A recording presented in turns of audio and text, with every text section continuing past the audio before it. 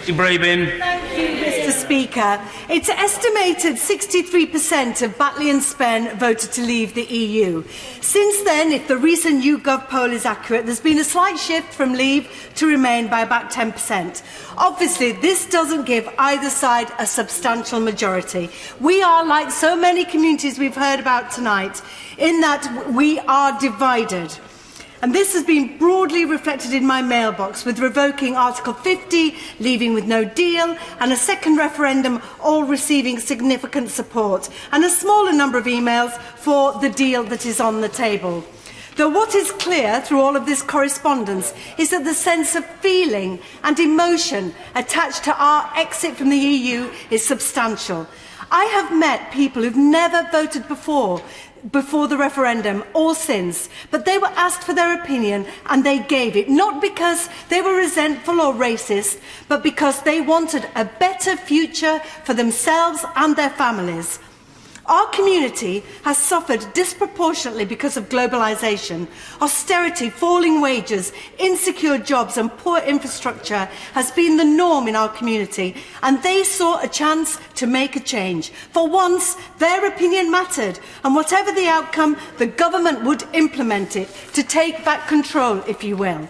But restrictive red lines were put in place before common negotiating ground was found, and we've had one arm tied behind our backs ever since. But the truth is, this House of Commons is too sensible to let us crash out. The EU does need a relationship with us based on cooperation and sharing. And out there, away from this Westminster bubble, in a school hall in Batley and Spen, I received some testing and refreshing questions on Brexit.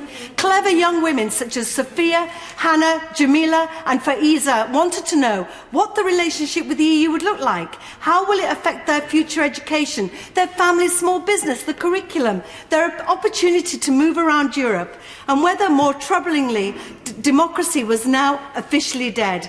The fact is that too many of these questions, and many others are being asked, cannot be answered by the deal we're discussing today.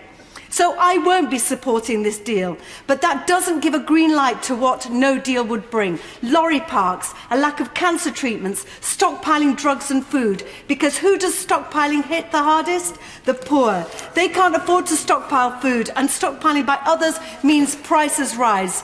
My food bank has seen a 50% rise in numbers due to austerity. Homelessness locally has doubled. But if ifs, buts and maybe scenarios cannot distract us from the substantive issues in front of us and to what we know, an economic downturn is almost inevitable. An employer of over 600 in my constituency, PPG, who make paint, are facing concerns on more than one front. They import raw materials, export into the EU, work on a fast turnaround. They need support. But let me finish very quickly on this last point.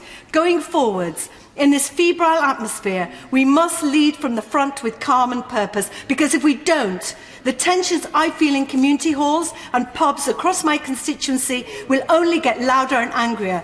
With religious hate crimes up fivefold in the last 5 years, Batley and Spen is at a tipping point, and for some in Batley and Spen, Tommy Robinson is a welcome visitor. We know the far right are increasingly emboldened by this worst of all deals. The future of our country and our democracy is at stake. With the gap between leave and remain not definitive, we must compromise for the good of the nation and call a general election.